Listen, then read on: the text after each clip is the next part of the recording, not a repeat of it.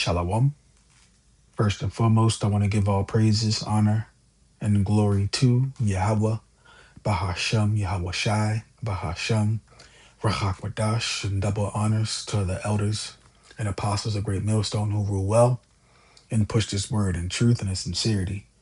Peace and salutations to the hopeful elect pushing this word across the four corners of the earth and to the sincere Akwathium that are listening and learning in silence in these last days. It's your brother Yadai from the DC Church and Lord's Will. This video will be edifying, short, and straight to the point. And I'm going to entitle this video, Trump is Putting the Squeeze on the Nations. And as you can see, as the tensions rise and it's drawing closer to World War III, Trump is putting the squeeze on other NATO allies regarding securing Greenland. And as you can see, that's the headline or the title for this article that I have right here. But before I start that, I want to get here in Revelation verse 17. Revelation chapter 17, read verses 15 down to 17. It says, "And he saith unto me, the waters which thou sawest, where the whore sitteth," and that whore is known as America, Babylon the Great, the virgin daughter of Babylon. It says, "Where the whore sitteth are peoples and multitudes and nations and tongues." All right. And it says, "And the 10 horns which thou sawest upon the beast," which is talking about EU and NATO, "these shall hate the whore, and shall make her desolate and naked, and shall eat her flesh and burn her with fire. For God hath put in their hearts to fulfill his will, and to agree and give their kingdom unto the beast, until the words of God should be fulfilled." So, based on actions like what you see in this article right here, putting tariffs on nations that don't agree with them is going to make the allied nations hate the whore, known as America.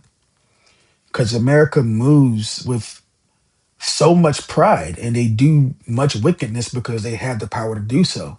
And they're going to be hated for that. And let me get a precept just to back that up real quick in Obadiah.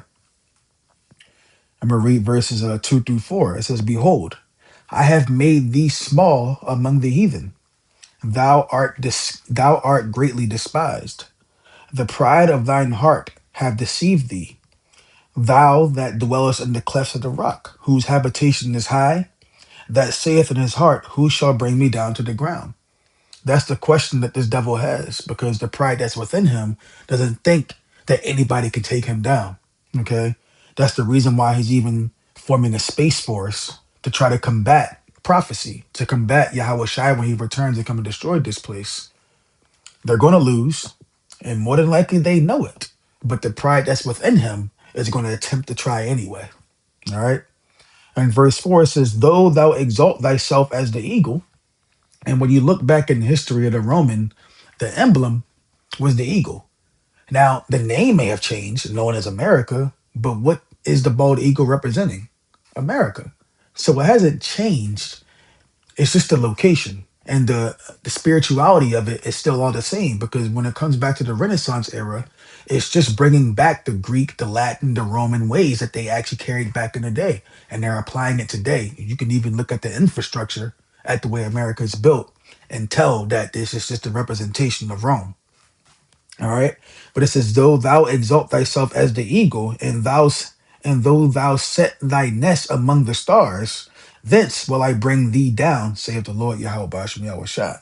So their pride has caused them to feel their own demise. Okay. Because through the pride that's within them, they're only just fulfilling prophecy, even though they're trying to upset it. You hear many times how people, quote unquote, and you'll see some movies or some anime shows or something like that, how people can see the future, and they always try to find some way to combat a certain future result that they don't want. But them taking that action to try to combat it was the very thing that made it happen. And the Lord has Esau in the ultimate trick bag to show that that's what's going to happen with him as well. Okay. But because the pride that is in them, you know, the nations are going to hate them and eventually going to turn against them because of their pride. That's the way they try to execute their power and try to do things that's going to make people hate them. For example, when you see a lot of the stuff right here, where it says Trump says he hit Denmark and seven other countries with new tariffs until there's a deal to buy Greenland. But what they're not telling you is those seven other countries are NATO nations who are supposed to be allied with the US. Okay? So if they're going to be doing things like that with their own allies, then they're going to be thinking, okay, what's the point of being allied with you? Okay? He uses language like, okay, he sees Greenland as being strategically valuable to watch for enemy nations like Russia and China, and because Greenland houses critical minerals, which is needed to build the AI infrastructure they're trying to set up today. Okay. And when they use certain language like these, as you see right here, because the tariffs that they're talking about is implementing a 10% tariff by February 1st. And obviously, if nothing is resolved by June 1st, then they're going to implement and raise it up to 25% tariffs. Okay. Now, these are people you're talking about that's supposed to be allied with you. All right. But yeah, it says over here President Donald Trump said Saturday, and this was the past Saturday that we went through already, that he would impose a new 10% tariff on Denmark and several other European countries until a deal is reached for the complete and total purchase of Greenland. So the other countries affected would be Norway, Sweden, France, Germany, United Kingdom, Netherlands, Finland, all part of NATO. Okay. Now, I just want to read a little bit of that. And it's also talking about why Trump resurrected the Monroe Doctrine. Okay, so 203 years ago, President James Monroe declared the Western Hemisphere off limits to powerful countries in Europe. Fast forward, and President Trump is reviving the Monroe Doctrine to justify intervening in places like Venezuela, which you see he's already done. And what was his excuse? They're talking about people that was ruling by drug trafficking and so forth and so on. But really, they just have the critical minerals that's necessary to build the AI infrastructure. To build the AI infrastructure, copper, silver. So I wouldn't be surprised if Peru was all of a sudden going to be a takeover as well. Okay.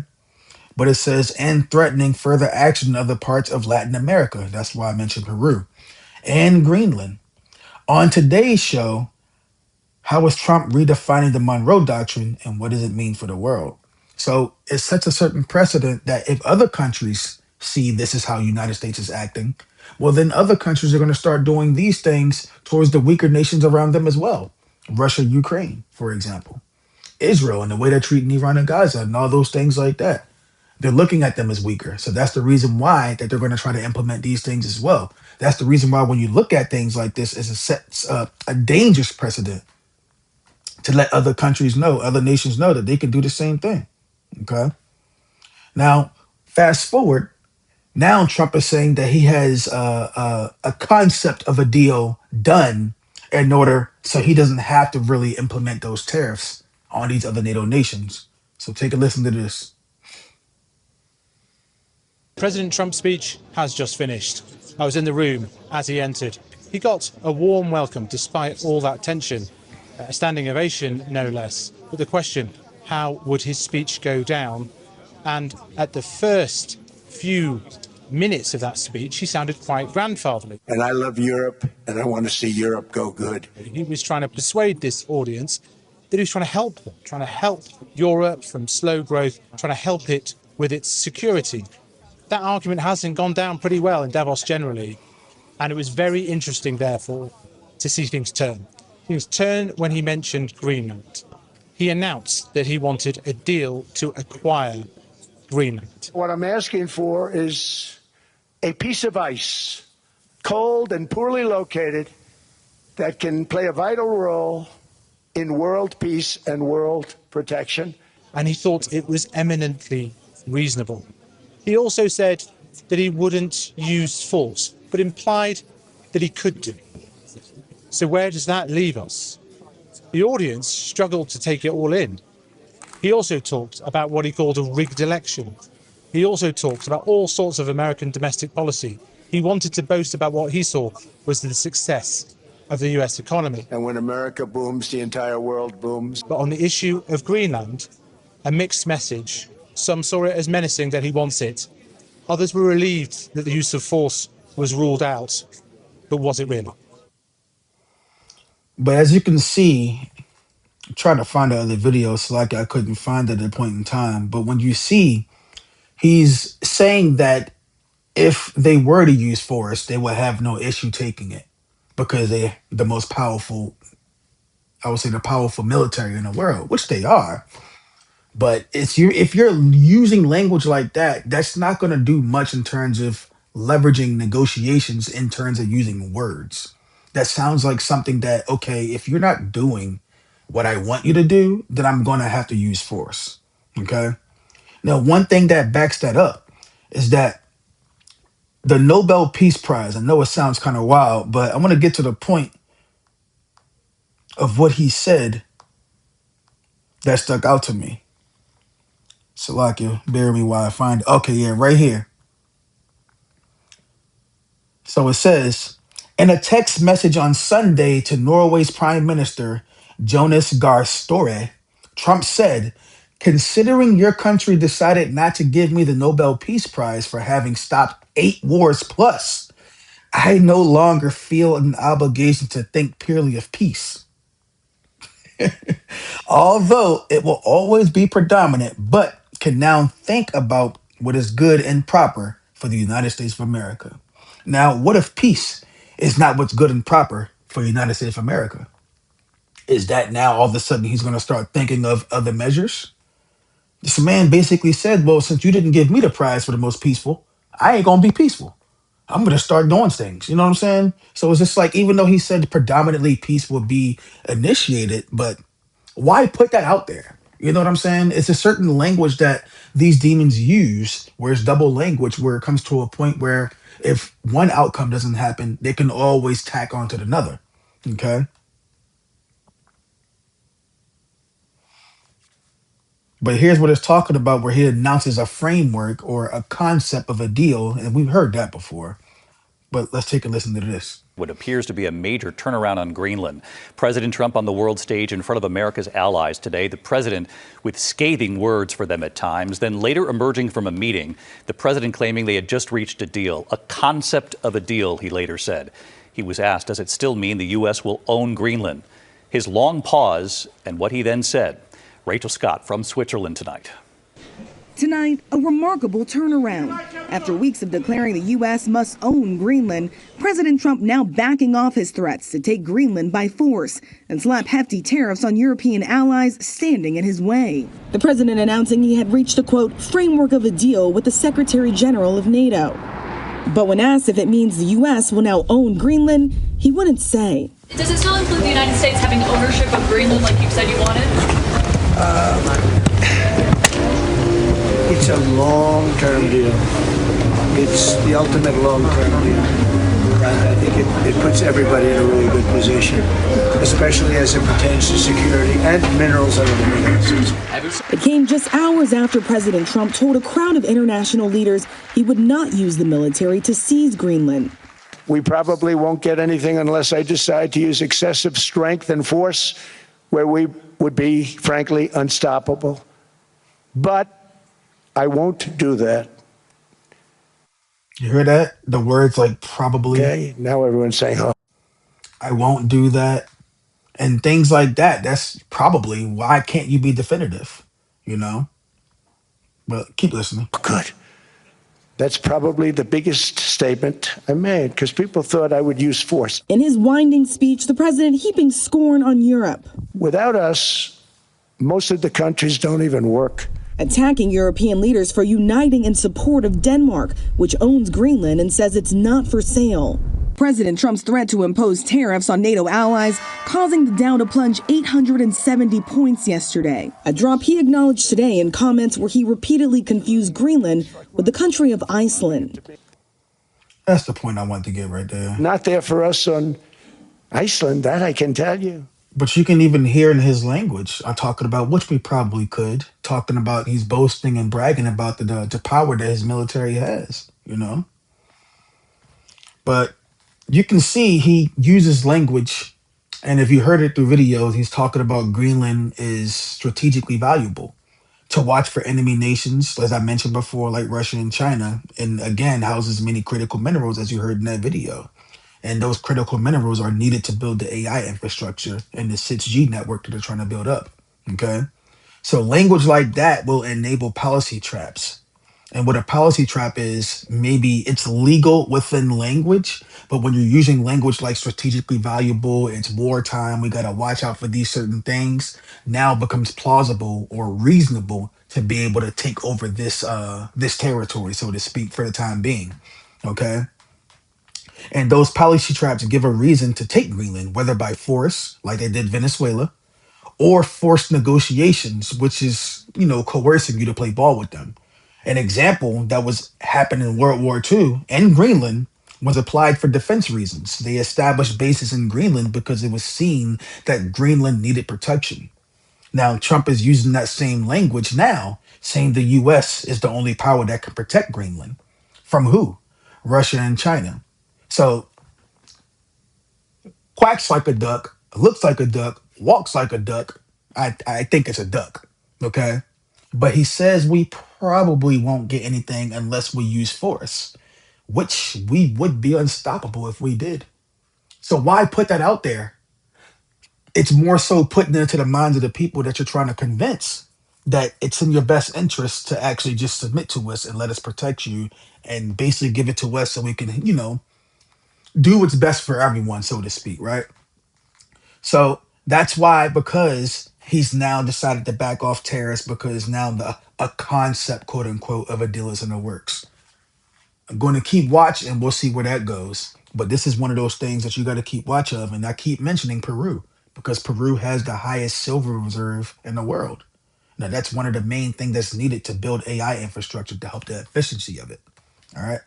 Now, I want to go to Habakkuk, and this is a verse, a chapter that's going to keep coming up because of the relevancy of what's happening in terms of prophecy. But Habakkuk 2, verse 4, I'm going to read down to 9.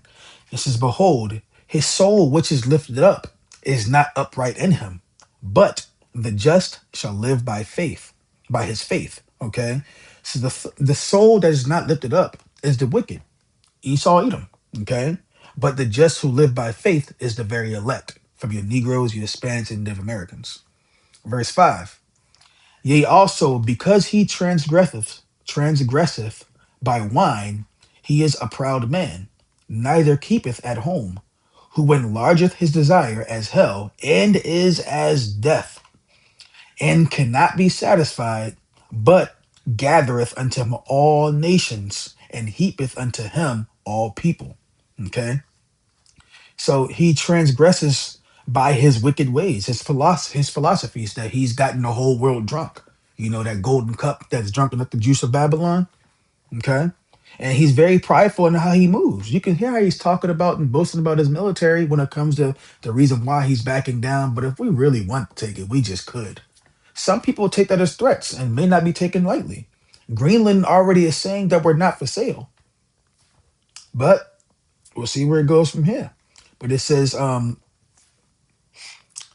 shall not these take up a parable against him, and a taunting proverb against him, and say, woe to him that increaseth that which is not his? How long, and to him that ladeth himself with thick clay?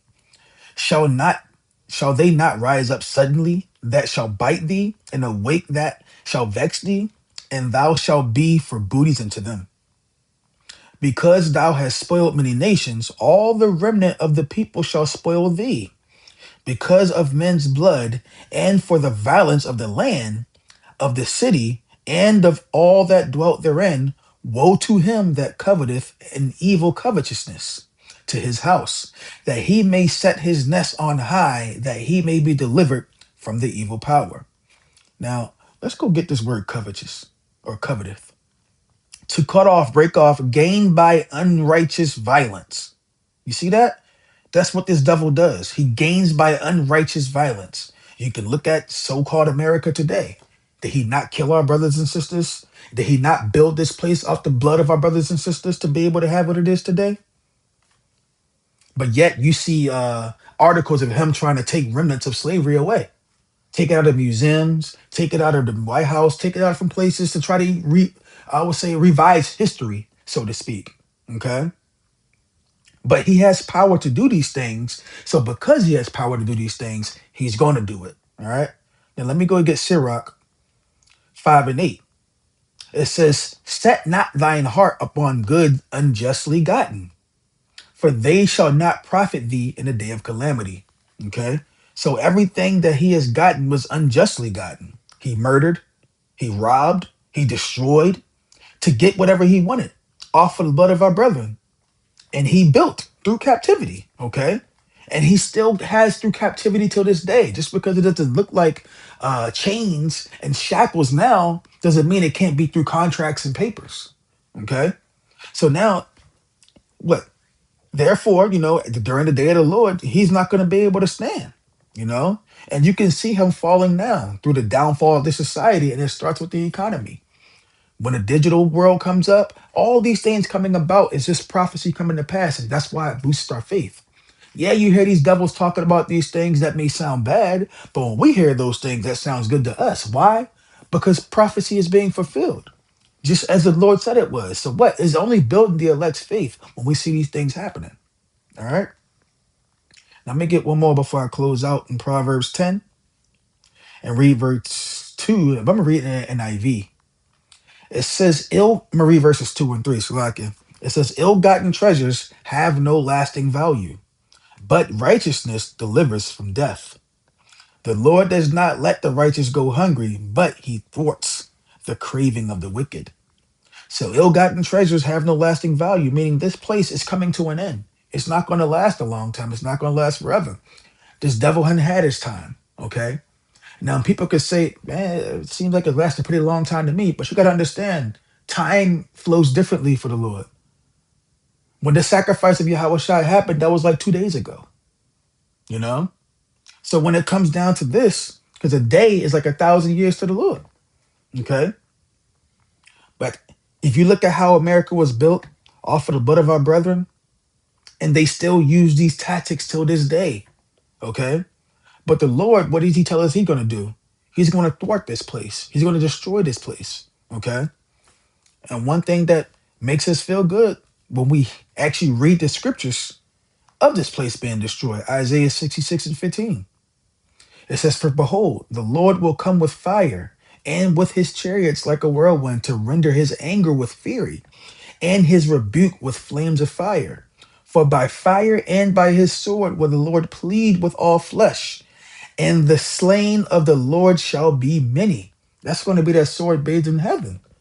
You know, the nuclear fire flying, the missiles flying through the sky to land down on this place. It's going to be a bloodbath. Now let's get this word plead.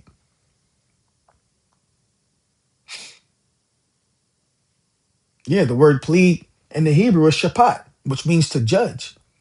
So the Lord is going to judge all those that had a part in our captivity, in our destruction, and the fact of in the shedding of our brethren's blood. You know, all those people that had a part into it, just like it had in Psalms 83, the confederacy with them, all those people that came together to make sure that Israel can exist as a nation. The Lord sees that, and He's going to remember that. So when the day of the Lord comes, all y'all gonna have to get it, man. But hopefully this lesson made sense and it was edifying. Again, I want to give all praises, honor, and glory to Yahweh Bahashem, Yahweh Shai Bahashem, Wavrachak Wadash, and double honors to the elders and apostles of Great Millstone who rule well and push this word in truth and sincerity. Till next one, Shalom.